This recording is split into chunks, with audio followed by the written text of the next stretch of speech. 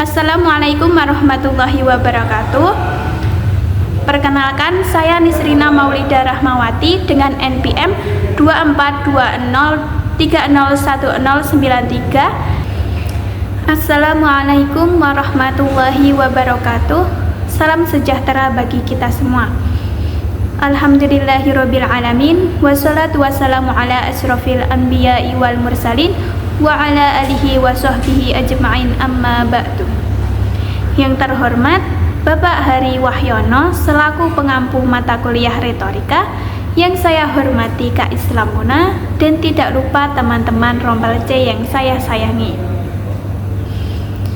Puji syukur kehadirat Allah Subhanahu wa Ta'ala yang telah melimpahkan rahmat, taufik, hidayah, dan inayahnya sehingga kita dapat berkumpul di kelas ini dalam keadaan sehat tanpa halangan suatu apapun.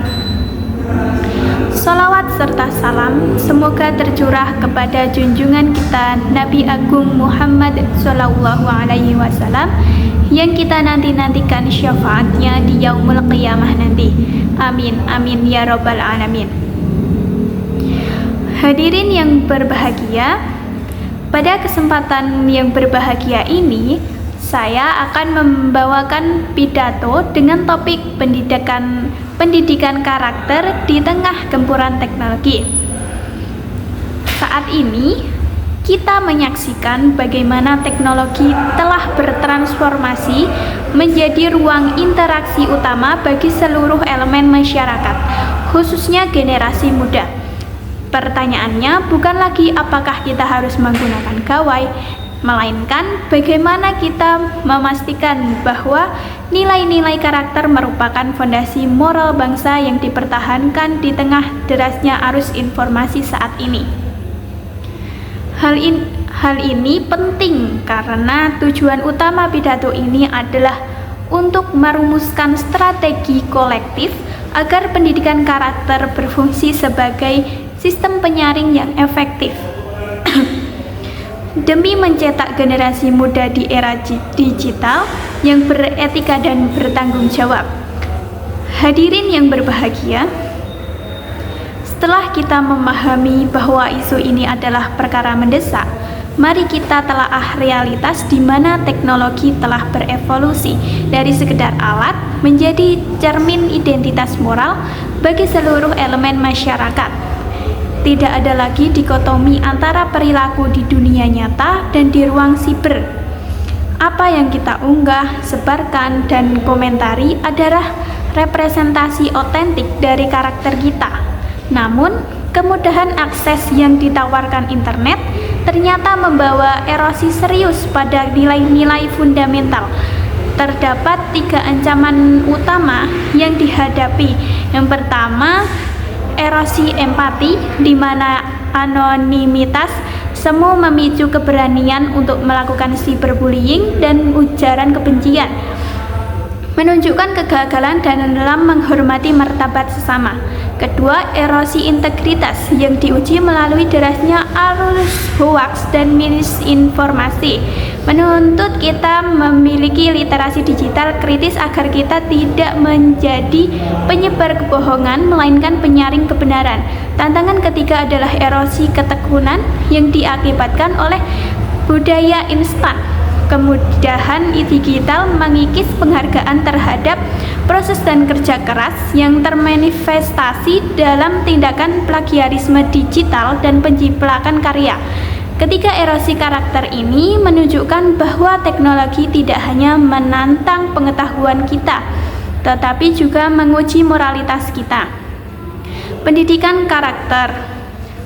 Oleh karena itu, pendidikan karakter harus menjadi benteng pertahanan utama yang secara efektif mengajarkan tanggung jawab digital, integritas akademik, dan empati tanpa batas layar. Menghadapi kondisi ini, kita tidak boleh tinggal diam, melainkan harus segera menetapkan langkah-langkah konkret untuk membangun pilar karakter yang kuat di ruang digital. Hadirin yang berbahagia, menghadapi erosi karakter yang begitu nyata di ruang digital, kita harus bergerak melampaui keluhan menuju aksi nyata. Pendidikan karakter wajib berfungsi sebagai pilar utama yang menopang etika di dunia maya. Pilar pertama adalah integrasi etika digital di dalam kurikulum. Sekolah sebagai pendidikan formal memiliki tanggung jawab fundamental untuk mengajarkan etika berinternet secara eksplisit, bukan sebagai materi tambahan, melainkan sebagai bagian integral dari pembentukan karakter. Hal ini mencakup pengajaran tentang hak cipta, keamanan data pribadi, serta pentingnya menyaring informasi sebelum disebarkan. Pilar kedua adalah kolaborasi trisentra pendidikan, yaitu melibatkan guru, orang tua, dan siswa itu sendiri. Guru harus menjadi teladan digital yang menunjukkan penggunaan teknologi yang bijak dan beretika. Di sisi lain, orang tua harus berperan sebagai pendamping utama dalam berkomunikasi terbuka mengenai resiko dan etika digital, serta menetapkan batasan yang sehat dalam penggunaan gawai. Terakhir, bagi generasi muda sebagai pengguna utama, pilar ini menuntut tanggung jawab pribadi untuk menjadi warga digital yang konstruktif. Kita harus memilih untuk menggunakan teknologi sebagai sarana untuk berkreasi, berkolaborasi, dan menyebarkan kebaikan, alih-alih menjadi penyebar kebencian atau hoaks. Dengan membangun kolaborasi aktif dan menegakkan integritas digital secara kolektif, kita dapat memastikan bahwa kemajuan teknologi berjalan seiring dengan kematangan moral bangsa. Hadirin yang berbahagia, sebagai penutup, marilah kita tegaskan kembali esensi dari pidato ini. Pendidikan karakter adalah benteng moral yang tidak boleh runtuh di hadapan gempuran teknologi. Kita telah melihat bahwa tantangan yang ditimbulkan oleh ruang digital mulai dari erosi empati, krisis integritas akibat hoaks, hingga budaya instan menuntut tanggung jawab moral yang kolektif.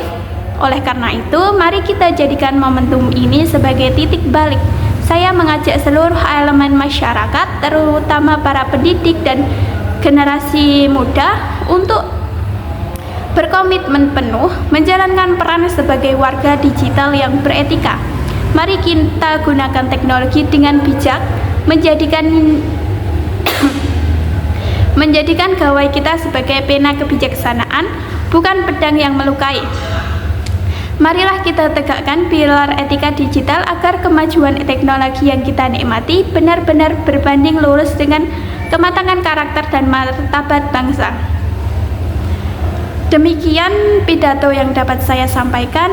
Mohon maaf jika ada tutur kata dan perilaku yang kurang berkenan. Atas perhatian hadirin, saya ucapkan terima kasih. Billahi taufiq wal hidayah. Wassalamualaikum warahmatullahi wabarakatuh.